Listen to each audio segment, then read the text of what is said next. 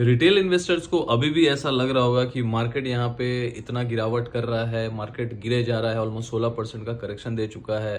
तो मार्केट यहाँ से सब खत्म हो चुका है, मार्केट और ऊपर जाने वाला नहीं है। बिकॉज जनरली क्या होता है, जब मार्केट बहुत ज्यादा गिरता है तो रिटेलर्स ऐसा ही सोचते हैं और उनको ऐसा सोचने पे मजबूर करता है बड़े प्लेयर्स, क्योंकि उनका काम ही सिंपल सा है, बस वहां टॉप पे आपको माल दे देना, वहां पे आपको लाइक बाई करवा देना। और जब बॉटम आता है तो साइकोलॉजी ऐसा बना दिया जाता है कि 16% गिरा है तो यहाँ पे 40% गिरेगा, 45% गिरेगा, this time very different, this time this is very different. तो मतलब डिफरेंट इस टाइम ऐसा हो जाएगा कि यहाँ से मार्केट जो कोरोना में 35% गिरा था, 40% गिरा था, तो इस बार भी 40% गिर जाएगा। तो 40% यदि कोरोना में गिरा था तो वहां से 40% गिर के कितना लो बनाया था, 7,500 लो बनाया था। तो आप सोच के देखिए 2020 में जब अवेयरनेस तो और कम था, वो टाइम पे रिटेलर्स का अवेयरनेस तो बहुत ही ज्यादा कम था ना। वो टाइम पे तो ऐसा नहीं था कि मतलब सब एकदम पार्टिसिपेट, क्योंकि वहां उसके बाद 2020 के बाद ज्यादा पार्टिसिपेशन हुआ रिटेलर्स का, खास करके रिटेलर्स की मैं बात कर रहा हूँ। एफआईडीआई तो पहले से ही है, तो रिटेलर जो छोटे मझोले जो रिटेल ट्रेडर्स हैं, तो वो लोग तो 2020 के बाद ज्यादा पार्टिसिपेशन हुआ ना, ऑप्शंस के थ्रू, फ्यूचर्स के थ्रू, कैश मार्केट या एसआईपी में, म्यूचुअल फंड एसआईपी ज्यादा से ज्यादा उसके बाद आया। तो सिंपल सी बात है, जब वो टाइम पे 7,500 का लो बनाया ही था, 40% गिर गया था वो टाइम पे, जबकि पूरा दुनिया ही बंद था वो टाइम पर। यहाँ पर ऐसा कोई सिनारियो भी नहीं है। यहाँ पे सिनारियो अंदरूनी चीजें हो सकती हैं, पॉलिसीज को लेके हो सकती हैं, ये अलग बात है। लेकिन अभी तो मार्केट करेक्ट कर चुका है, ऑलरेडी 16% कर चुका है। और चलो मान लेते हैं कि यहाँ से 20% गिर जाए, 25% गिर जाए, तो भाई हम लोग तो यदि मान लो 24-25% गिर भी गए तो वहां से तो 60-65% का करेक्शन तो ऑलरेडी हो चुका है। तो यहाँ पे रिवॉर्ड यदि आपको लग रहा है कि नीचे के साइड में है, तो हाँ भाई कुछ टाइम और पेन हो सकता है। मैं ये नहीं बोल रहा हूँ कि नहीं बाजार बुल रन हो गया ये, लेकिन आप पास्ट में जाके देखिएगा कि यदि कोरोना के टाइम पे जब इतने बुरे हालात थे तो वहां पे 7,500 का लो बनाया था मार्केट ने, और बहुत फास्ट गया था, बहुत फास्ट गया था। अभी हम लोग 5 महीने से आराम आराम से गिर रहे हैं। तो देखा जाए एवरेज तो हम लोग 3-3.5% एवरेज मंथली 3% गिरे होंगे, 5 महीने से गिर रहा होगा। तो 3% का एवरेज मंथली फॉल मतलब 600-650 पॉइंट का होता है। तो 600-650-700 पॉइंट में निफ्टी में यदि गिरावट हो ही रहा है 5 महीने से लगातार, तो ये कौन सा बहुत बड़ा गिरावट हो गया, और ऐसा कुछ जो हम लोग मार्केट में पहले देखे ही नहीं है। ये एक हवा क्रिएट किया जाता है न्यूज चैनल्स के थ्रू, बड़े प्लेयर्स के थ्रू, आर्टिकल्स के थ्रू, जिसमें आपको लगेगा कि अरे यार मार्केट खत्म हो गया, मार्केट में अब कुछ बचा नहीं है। स्टॉक्स के भाव देखो 50%, 60%, लार्ज कैप 40-40% गिरे हुए हैं। तो यहाँ अपॉर्चुनिटी कहाँ बन गया, यहाँ तो और कुछ है ही नहीं मार्केट में। अब आने वाला टाइम लोग और भी प्रेडिक्शन कर रहे हैं कि और खराब होगा, जब लाइक मार्केट तो और साल भर पूरा गिरते ही रहेगा। देखिए सोचना आपको ऐसा नहीं चाहिए। यहाँ पे पैसा वो बनाता है जो डिप में बाई करता है। यहाँ पे जब मार्केट क्रैश होता है, वहां पे जब सस्ते दामों में, कचड़े के भाव में आपको जब कुछ भी मिलता है, कोई भी सेक्टर में इन्वेस्ट करने का मौका मिलता है। एसआईपी भी यहाँ पे ये टाइम पे बहुत ज्यादा गिरे हुए हैं। एसआईपी में भी 20-25% का गिरावट है। तो एसआईपी का जो नैव यूनिट है, यदि आप नीचे के भाव से यहाँ पे आप घुसते हैं, बाई करते हैं, तो कहीं ना कहीं आपका तो नैव यूनिट का एवरेज भी बहुत अच्छा हो जाता है ना। तो ये टाइम एसआईपी भी बंद करने का नहीं है। अब ये मैं नहीं बोल रहा हूं कि भाई रिटेलर्स टॉप पे बाई करके बैठे हैं तो यहाँ पे बाय ऑन डिप करना चाहिए। This is not my job to advise you कि आप करें नहीं करें। मैं एक बात बोल रहा हूँ अपॉर्चुनिटी की। यदि कोरोना में कोई 7,500 का भाव पे बाई किया होगा, तो 3-3.5 साल में तो 26,300 का भाव आ गया, वहां से 4 गुना, ऑलमोस्ट 3.5x बढ़ गया। स्टॉक्स के भाव तो 5-5, 10-10, 20-20 गुना हो गए। तो आपको ये नहीं लगता कि ऑलमोस्ट वो टाइम पे 40% गिरा था और वही गिरावट अभी मिला, लेकिन स्टॉक्स में तो ऑलमोस्ट वैसे ही गिरावट आई है जब जैसे कोरोना में गिरे थे। अभी यहाँ पे बैंकिंग सेक्टर की वजह से देखा जाएगा ना, तो बैंकिंग सेक्टर जो है, बैंक निफ्टी देख लीजिए, बैंकिंग सेक्टर के स्टॉक्स देख लीजिए, आईसीआईसीआई बैंक, एक्सिस बैंक, ऐसे बड़े बड़े लार्ज कैप बैंक्स को देख लीजिए कि ज्यादा गिरावट यहाँ किया नहीं है। तो बैंक्स के वजह से यहाँ पे निफ्टी में जो गिरावट है ना, थोड़ा कम आया। यदि बैंक्स में यदि गिरावट, यदि मान लीजिए बैंक निफ्टी भी इतना ही 16-17%, क्योंकि पहले क्या होता था कि निफ्टी यदि 16% गिरा हो तो बैंक निफ्टी 20% गिरता था।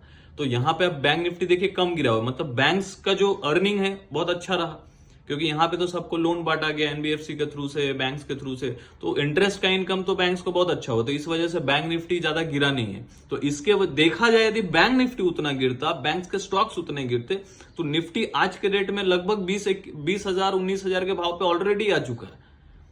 तो ऑलरेडी यदि मान लीजिए 26,000 से 19,000 का भाव यदि मान लीजिए फैक्टर इन है निफ्टी के स्टॉक्स के भाव से, निफ्टी के हिसाब से, इंडेक्स के, क्योंकि बैंक निफ्टी गिरा नहीं है, तो आने वाले टाइम में तो मुझे नहीं लगता है कि बैंक निफ्टी भले ही गिरे, बैंक के स्टॉक्स भले ही गिरे या ना गिरे, निफ्टी में जो ऐसे बहुत सारे लार्ज कैप हैं, ऐसे बहुत सारे स्क्रिप्ट है, बहुत सारे सेक्टर्स हैं जिसमें बहुत गिरावट हो चुकी है, वहां पे अपॉर्चुनिटी, वही सारी चीजें तो हम लोग कैश लर्निंग क्लास में डिस्कस करते हैं, वही चीज तो सिखाते हैं। अभी तो ऐसे लोग हो गए, ऐसे स्टूडेंट्स हो गए निराश हो गए मार्केट में, तो क्लास भी अटेंड नहीं करते, उनको अब लगने लगा है कुछ होगा ही नहीं। तो देखिए वो रिटेलर्स आगे जाके नहीं कमा पाते, इसीलिए तो बोलता हूं ना, जो 100% में जो रिटेलर स्मार्ट रिटेलर्स है, रिटेल कैटेगरी में भी बोल रहा हूं, 100% रिटेल कैटेगरी में सिर्फ 10% बना पाते हैं।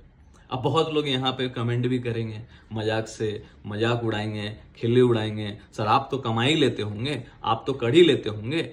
तो भैया देखो, यदि मैं ये बोल ही रहा हूं तो मैं तो कम से कम इतना, चलो मैं ऊपर लेके फंस गया, यदि आपको ऐसा लग रहा होगा मैं भी फंस गया, तो भैया मैं तो होल्ड करूंगा।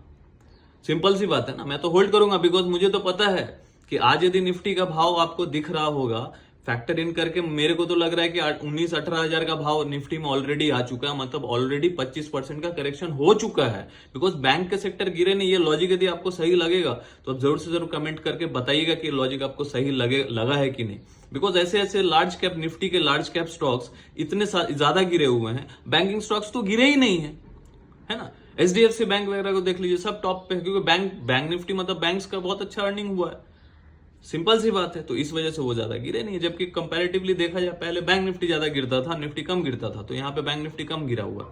तो उसको भी यदि आप ले लो तो कहीं ना कहीं हम लोग 19,000 20,000 पे ऑलरेडी आ चुके हैं, लेकिन वो भाव आपको 22,000 का दिख रहा है, ठीक है। लेकिन यहां से यदि आप सोच के देख लीजिए, मान लीजिए 21,000 भी हम लोग पहुंच जाते हैं, तो यहां से यदि 22,000 से वापस यदि हम लोग 3 गुना ऊपर चलें, 50-60 हजार पहुंच जाए 4 साल बाद, 4 साल बाद की बात कर रहा हूं, तो यहाँ पे अपॉर्चुनिटी किसके लिए, बुल्स के लिए कि बेयर के लिए? बेयर के लिए तो टेम्पोररी टाइम फ्रेज होता है कि नीचे 6 महीने के लिए गिर गया, साल भर के लिए गिर गया ज्यादा से ज्यादा। कोरोना में तो आप साल भर रोक नहीं पाए, कोरोना में जब इतना बुरा अवस्था था तो वहां तो आप 6 महीने से ज्यादा रोक नहीं पाए, तो यहां कहां से रोक लोगे भैया? ऐसा क्या हो गया है, ऐसा क्या हो गया है? तख्ता पलट हो गया? कुछ नहीं हुआ, कुछ नहीं हुआ, जस्ट मन का भ्रम है। क्योंकि जब मार्केट गिरता है, थोड़ा थोड़ा करके गिरता है, तो साइकोलॉजी ऐसा बिल्ड हो जाता है, यहाँ पे रिटेलर्स को बाई करना ही नहीं है, और रिटेलर्स यहाँ पे पस्त हो जाते हैं, SIP भी बंद कर लेते हैं, इन्वेस्टमेंट भी बंद कर लेते हैं, सब कुछ बंद कर लेते हैं। बस चलना एक ही चीज चाहिए, डेली इंट्राडे चलना चाहिए, वो तो चालू है बस। उससे तो ब्रोकरेज कंपनीज को बन ही रहा है, सरकार को STT आ ही रहा है, उसमें कोई दिक्कत वाली बात नहीं। लेकिन इन्वेस्टमेंट मत करो, क्योंकि इन्वेस्टमेंट कर लोगे, यहाँ पे बाय ऑन डिप कर लोगे, तो यहाँ पे नीचे में खरीद लोगे ना, तो फिर बड़े लोगों का पैसा कैसे बनेगा? तो बड़े लोगों तो साइकोलॉजी ऐसा रेडी करते हैं कि भैया नीचे बाय नहीं करना है। तो ये भाई मेरा लॉजिक है, आप लोगों को सही लगता है गलत लगता है मुझे नहीं पता। मैं तो यहाँ से 3 से 4 साल बाद 50-60 हजार देख रहा हूँ निफ्टी, और 10 साल बाद 80-90 हजार, लाख देख रहा हूँ। तो मैं तो अपॉर्चुनिटी देख रहा हूँ ना आज के रेट में, बिकॉज ऐसा फॉल हमेशा हर साल नहीं आता है। हर साल यदि 7 से 10% का फॉल आता है, लेकिन 16-17% का, 20% का फॉल, और मुझे तो लग रहा है निफ्टी ऑलरेडी 20% 22% का करेक्शन कर चुका है, बिकॉज बैंक निफ्टी ने फैक्टर इन नहीं किया। तो हो सकता है आने वाले टाइम में बैंक्स गिरे, निफ्टी ना गिरे। ये लॉजिक यदि आपको सही लगता है और सीखना स्टार्ट कीजिए, बिकॉज अभी जो सीख लिया ना, अभी जो इस मार्केट को एक्सपीरियंस कर लिया, समझ लिया, वो मार्केट में आगे जाके 4 साल बाद वही जो कोरोना में आज जो बहुत रिग्रेट कर रहे होंगे कि काश मैं ले लेता, वो टाइम पे इसका भाव देखो, उसका भाव देखो। तो देखो, कहानियां मत सुनो, कहानियां सुनने वाले ना, वो कहानी में कब पात्र रहते हो, सुनने वाले होते हैं। कहानियां जिसके बारे में सुनाया जाता है वो इंपॉर्टेंट है। तो आप क्या चाहते हैं, आप कहानी सुनाने वाले बने कि आप पे कहानी बने, आप वैसे व्यक्ति बने? तो आप वो सुनाने वाले बनना है या सुनने वाला बनना है, कि आपके ऊपर कहानी सुनाना चाहिए, आप वैसे पात्र बनना चाहते हैं जिसके ऊपर स्टोरी टेलिंग हो? तो आपको वो डिसाइड करना है। ऑब्वियसली 100% लोग नहीं होंगे, 10% लोग ही होंगे, लेकिन डिसाइड आपको करना है। यदि आपको ऐसा लगता है कि आप सीखने वाले व्यक्ति है, आप हमारे साथ भी जुड़ के सीख सकते हैं। कैश अर्निंग क्लास में 1 साल का क्लास होता है, तो जुड़िएगा जरूर और सीखना स्टार्ट कीजिए, बिकॉज सीखेंगे तो ही टिकेंगे।